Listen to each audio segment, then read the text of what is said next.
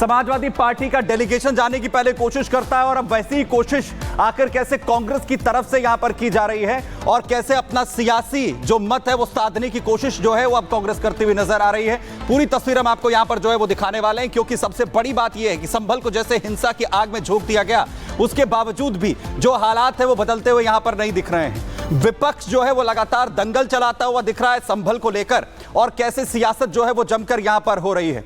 वहीं आपको बताएं कि आखिर कैसे बड़ी अपडेट सामने आ रही है। जहां प्रतिबंध हटेगा तब संभल जाएंगे, ये अजय राय की तरफ से अब कहा जा रहा है, क्योंकि सुबह से लगातार जद्दोजहद हो रही थी और सुबह से जो कांग्रेस के नेता हैं उनके घर के बाहर भी पुलिस को तैनात किया गया था। 10 सितंबर तक रोक लगाई गई है और अब अजय राय जो पूरी तरह से लगातार डटे हुए थे, ये कहते हुए नजर आ रहे थे कि संभल हर हाल में जाकर रहेंगे। अब वो ये कह रहे हैं कि अगर प्रतिबंध हटेगा उसके बाद जाएंगे। 10 दिसंबर तक संभल जाने पर प्रतिबंध है, अजय राय की तरफ से अब ये कहा जा रहा है। तो अब प्रतिबंध जब हट जाएगा उसके बाद ही हम जाने वाले हैं।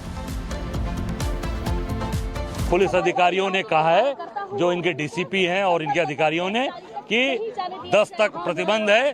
10 के बाद मैंने कहा कि जब प्रतिबंध हटेगा तो कांग्रेस का डेलीगेशन जाएगा। इन्होंने कहा है कि हम 10 के पहले आपको अवगत करा देंगे कि कब प्रतिबंध हटा रहे हैं। जब प्रतिबंध हटेगा कांग्रेस का डेलीगेशन संभल जाएगा। तो देखिए 11 दिसंबर को कांग्रेस डेलीगेशन संभल जाएगा, ये अजय राय की तरफ से कहा गया है। अजय राय जो जिद पर आ रहे थे कि वो संभल जाकर रहेंगे, लेकिन अब वो कह रहे हैं कि पुलिस प्रशासन की तरफ से ये कहा गया है कि 10 को जब प्रतिबंध हटेगा इसके बाद वो यानी कि 11 दिसंबर तक जाएंगे। लेकिन आपको बता दें कि इससे पहले भी संभल प्रशासन की तरफ से अजय राय को नोटिस दिया गया था, बताया गया था कि अभी आप संभल ना आए क्योंकि यहाँ पर धारा 163 लागू है। लेकिन इसके बावजूद भी किस तरीके से आज अजय राय जिद पर अड़े थे कि वो संभल जाकर रहेंगे, लेकिन अब वो कह रहे हैं कि 11 दिसंबर को संभल जाएंगे। लेकिन इस पूरे मामले को लेकर देखिए किस तरीके से सियासत हो रही है। संभल में हिंसा क्या हुई? संभल तो सियासत का पर्यटन स्थल बन चुका है। पुलिस नेताओं से कह रही है कि संभल ना हो, तो सपा और कांग्रेस कह रही है कि दम है तो रोक ले, हम संभल जाकर ही रहेंगे। 30 नवंबर को पहले सपा ये जिद कर रही थी, तो अब कांग्रेस ने संभल जाने की जिद कर ली है। कांग्रेस के 20 नेताओं का डेलीगेशन आज संभल जाने पर अड़ा था, लेकिन अब वो कह रहे हैं कि 11 दिसंबर को जाएंगे। मकसद है कि संभल की सियासी दौड़ लगातार खुद को मुसलमानों का सबसे बड़ा हमदर्द साबित करने का यहां देखने को मिल रहा है। लेकिन बवाल भी मचा हुआ है क्योंकि पुलिस रोक रही है और पुलिस नहीं चाहती कि नेता संभल जाएं और माहौल वहां पर खराब हो।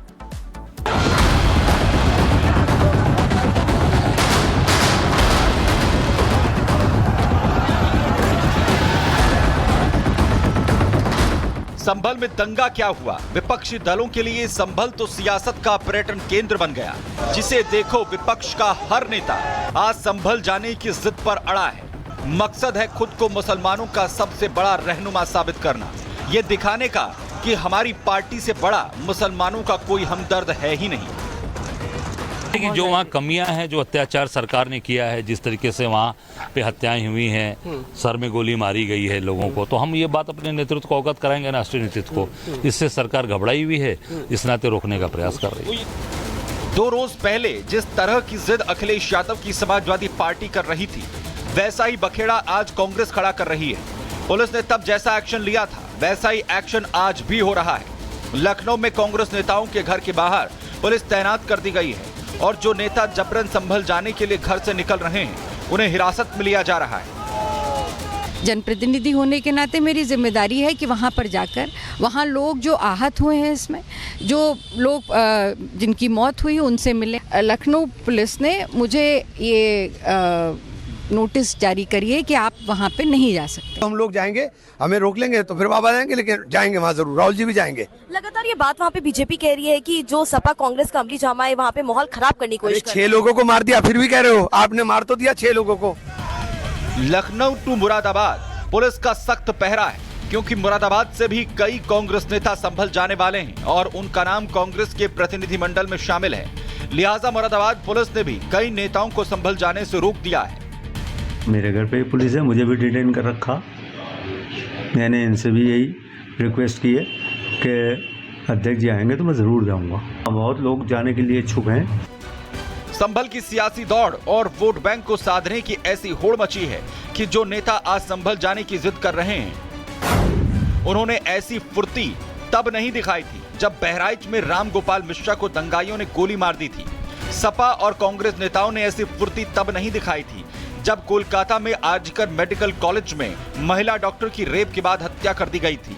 और तो और बांग्लादेश में तो रोज हिंदुओं पर अत्याचार हो रहा है, लेकिन मजाल है कि विपक्ष का कोई नेता सड़क पर उतरकर प्रताड़ित हिंदुओं के लिए आवाज उठा दे।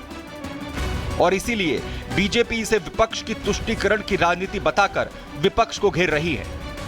कांग्रेस वोट बैंक की राजनीति करती है, प्रो इस्लाम उनको वोट दिखता है मुसलमानों के साथ, इसीलिए वो संभल जा रहे हैं। और किसी ऐसे हिंदुओं के ऊपर अगर होता है तो वहाँ इनकी जुबान नहीं खुलती। देखिए, समाजवादी पार्टी और कांग्रेस पार्टी एक सांपनाथ है तो एक नागनाथ है।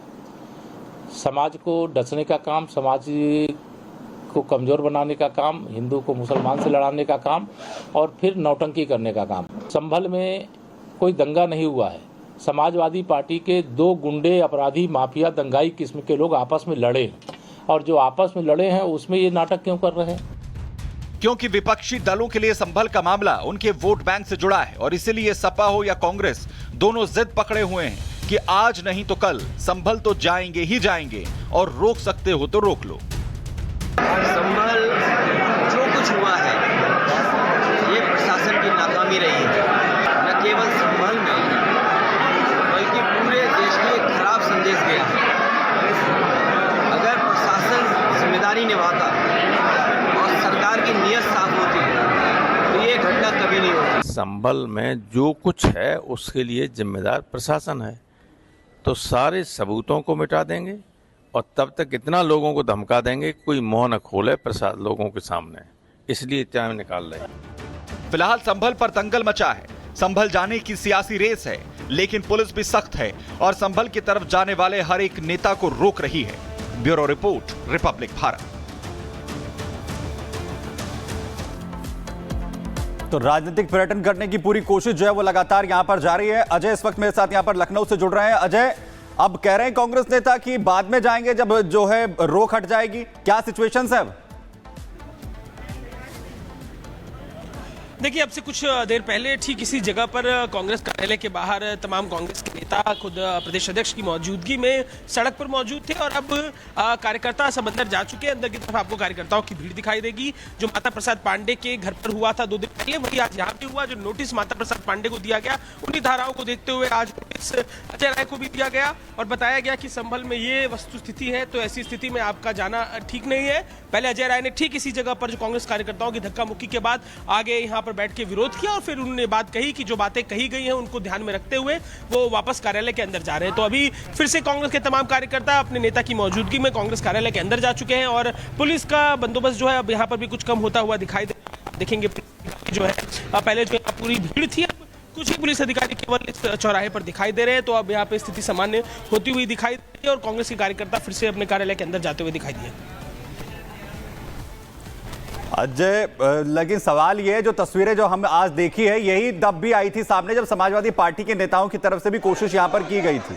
आज एक बार फिर से कांग्रेस ने उसी को दोहराने की यहां पर कोशिश की और आखिरकार अब अजय राय ये कह रहे हैं कि 11 तारीख जब रोक हट जाएगी, 10 तारीख तक क्योंकि रोक है, प्रशासन ने नोटिस भी दिए हैं तमाम नेताओं को, तब तक मत आइए, माहौल यहां पर बिगड़ जाएगा।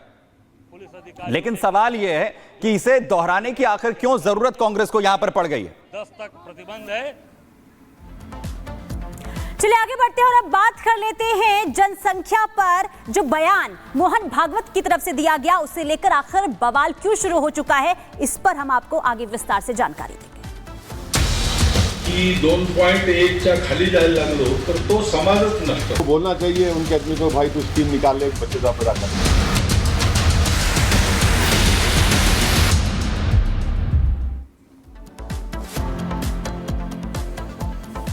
तो देखिए, जब तक हम ये खबर आगे आपको बताएंगे तब तक देश में 8 से 10 बच्चों का जन्म हो चुका होगा।